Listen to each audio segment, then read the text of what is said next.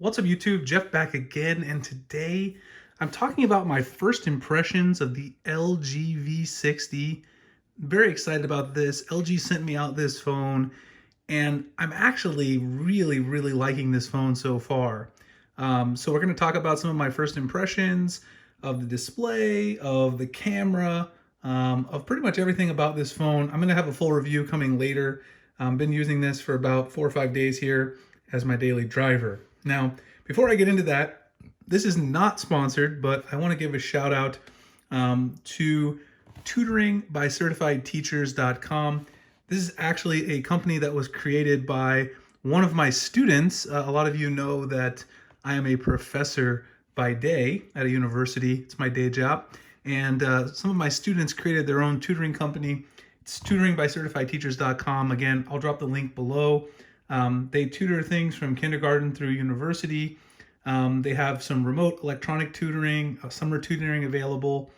Lots of good stuff on their website. So if you guys have a kid that needs tutoring in mathematics and you really want to get a quality tutor and they need some extra help over the summer to prepare for the next year, whatever it may be, I encourage you guys to reach out to them. They've got a great group, and I'll drop the link in the description as well as the pinned comment so you guys can check it out. Okay, so let's get back talking about the LG V60. The LG V60, very nice phone so far. I've been really impressed with this device and what it can do. First of all, I love the design. The blue and gold they sent me is really nice. The gold is just really subtle. You guys can probably kind of see it there at this angle. It's really subtle. It's not a really deep gold or anything like that, but it's a really nice contrast when you look at it with the blue. You can actually see there's a little bit of that subtle gold around the camera ring there as well on the back, and I really like that. There's another thing they did that I really like, which is that they flattened off the display. So LG, just like a lot of other companies, had this sort of curved display, which I was never really the biggest fan of because of things like accidental touches, stuff like that. So with this, you now have a flatter display. It's easier to use it, and you don't have those accidental touches. I also love the size and the feel of this phone. It feels substantial, so it feels heavy, but in a good way. I really like the way the device feels in hand. Overall, very impressive. I will compare it to the phone I was using previously, which was the Galaxy S20 Ultra. You can see right here the two phones side by side. The LG V60 is actually slightly larger than the Galaxy S20 Ultra when side by side, a little in height. It's not a huge difference, but it's slight. The camera hump, though, is much bigger on the Galaxy S20 Ultra, which is a little annoying because when you put the S20 Ultra down, sometimes this thing it rocks like that, whereas this one does not rock. You can type on it on the table. I know it's not a big deal to everybody, but it's certainly something worth mentioning, so I wanted to point that out for those of you who do have a Galaxy S20 Ultra. Now, the display, I'm going to change the wallpaper really quick so you guys can see what this looks like a little bit better compared to the Galaxy S20 Ultra. I'm going to change it to the wallpaper I have on there. You guys know I love backdrops, one of my favorite wallpaper apps. So if you haven't downloaded backdrops, I'll drop a link in the description.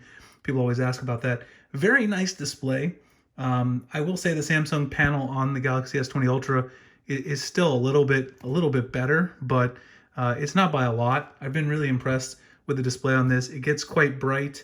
The colors really do pop pretty nicely off of it. And the brightness, like I said, outside here in Arizona, of course, I haven't been going outside much because of the coronavirus situation, but when I do go outside to check my mail, it's very readable. The one thing I will say is that, as usual, LG software hasn't changed a lot in the last few years, and I think it still leaves something to be desired when it comes to their software. I'm just not the hugest fan of their Android skin.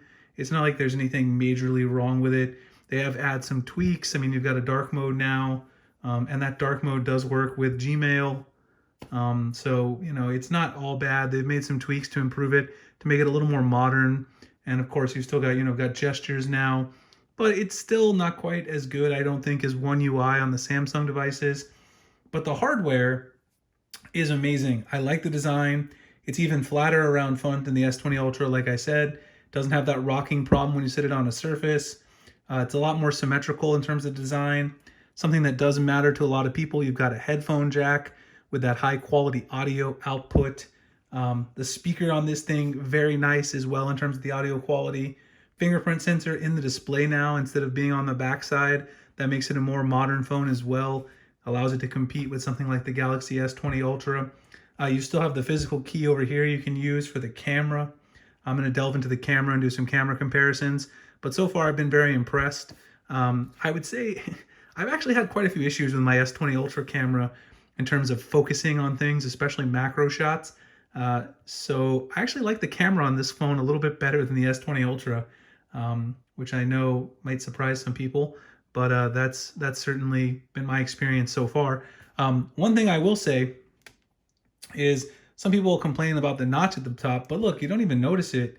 When this phone is on, I mean, it's not any more noticeable than the punch hole display is on the Galaxy S20 Ultra. So it's really not that big of a deal. It's not something you're going to notice really at a high level. So I try not to really think too much about that, and you really don't even notice that it's there. Battery life is absolutely outstanding on this phone. That's perhaps the most impressive thing so far. I'm getting maybe 8 hours screen on time, maybe even 10 some days. I'm only using this on Wi-Fi, remember, because of the coronavirus situation. Like everybody else, I'm at home. But that's a lot of screen on time. It's more than I get on the S20 Ultra when I was using it here at home as well. So that's actually pretty impressive. So the audio quality is amazing.